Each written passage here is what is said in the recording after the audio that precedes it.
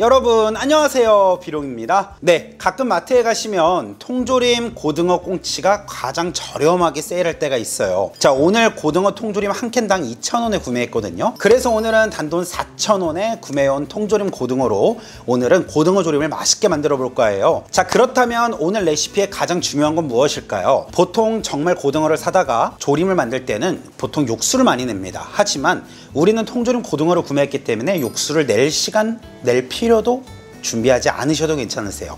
바로 통조림에 있는 한 캔 국물만 사용을 하고 물과 비율을 맞춰서 희석을 하면 맛있는 국물이 나오고요. 거기에 우리 집에 있는 아주 기본적인 재료 양념만 추가로 넣어 주신다면 집에서도 맛있게 식당 맛을 내는 고등어 조림을 만들어 드실 수 있습니다. 자, 그럼 단돈 4,000원에 만드는 고등어 조림 지금부터 만들어 보겠습니다. 챕터 1.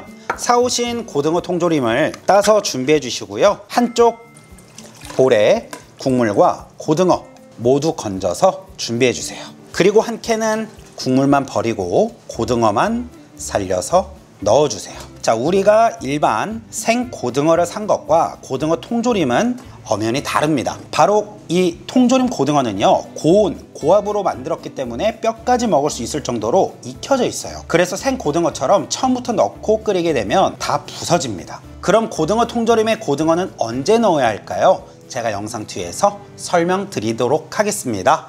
자, 대한민국 생선조림의 가장 기본으로 들어가야 할 바로 무 한 토막을 2cm 간격으로 썰어서 준비해 주세요.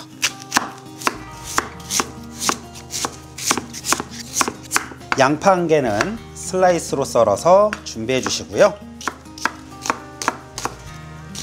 대파는 어슷 썰어서 준비해 주세요. 벌써 마지막 재료입니다. 청양고추 2개 송송 썰어 주시고요. 이 생선 무조림에는 사실 청양고추가 들어가야 아주 얼큰하고 매콤하고 개운하게 먹을 수 있어요. 챕터 3. 생선조림 양념장 만들기입니다.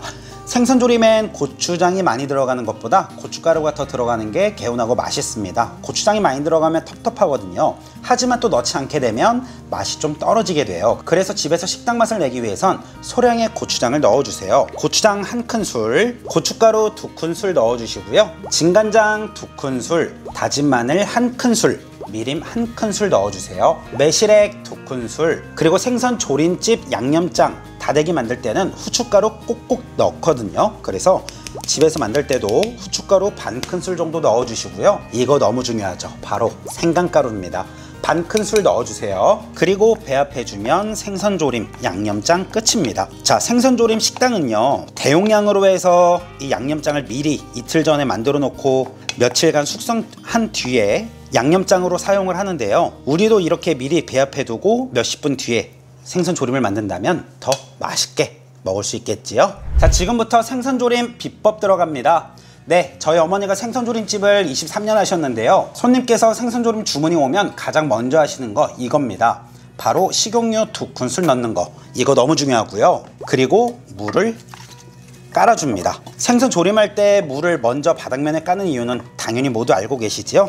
네, 바로 생선과 다른 재료들이 쉽게 타지 않고 또 무는 더욱 맛있게 맛을 뽑아내기 위해서 물을 바닥에 깔아주는 것입니다.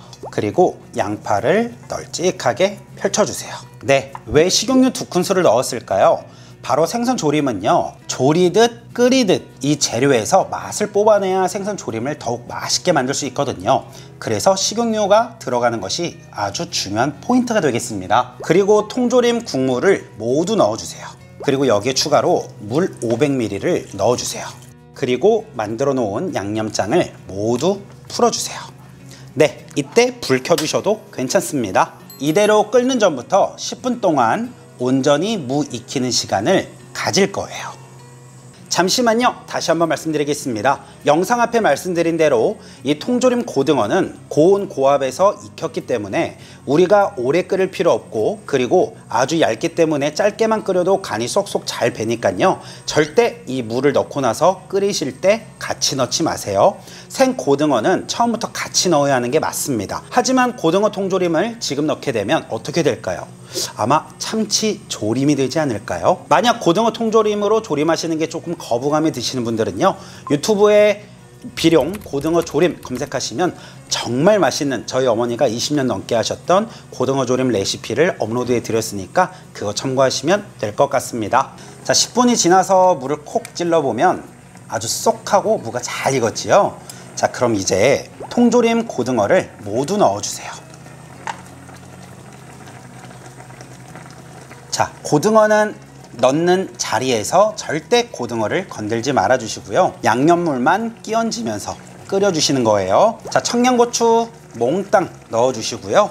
대파도 얹어 주세요. 그리고 국물만 싹싹 끼얹어 주면은요, 정말 맛있는 고등어 조림 뚝딱 완성입니다. 자, 이대로 6분에서 8분 정도 국물 있게 없게 원하시는 스타일로 끓여 드시면 되겠습니다. 참 정말 중요한 거, 생선조림은 처음부터 끝까지 가장 센 불로 끓여야 더 맛있습니다. 라면처럼요, 불을 끄고 맛있게 드세요. 자, 이렇게 해서 통조림으로 만드는 고등어 조림 만들어 봤습니다. 항상 생선조림 집에 가면 같이 함께 나오는 김, 이거 먹으면 정말 극락 중에 극락입니다. 통조림 고등어는 고온에 푹 익혔기 때문에 뼈채로 그냥 드셔도 괜찮습니다.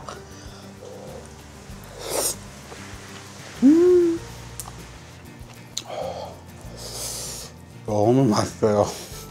한 큰술 크게 뜬 다음에요, 김이랑 함께 드셔보세요.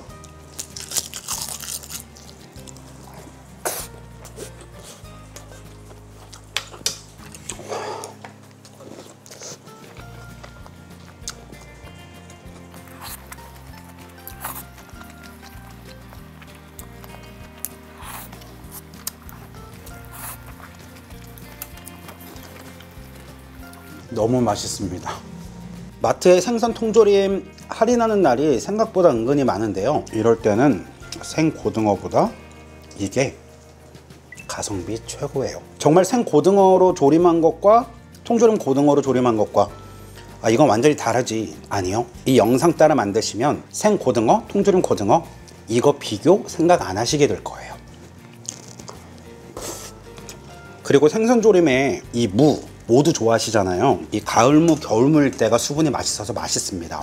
그래서 여름에 식당 가서 먹거나 내가 만들어 먹어도 무 수분이 좀 적다 보니까 이렇게 무의 온전한 그 맛을 느낄 수 있는 시기가 지금 딱 이맘때예요. 꼭 이맘때 한 번쯤은 해보세요.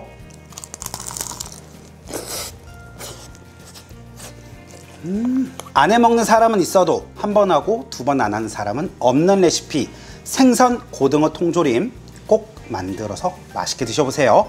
그럼 저는 지금까지 요리왕 비룡이었고요.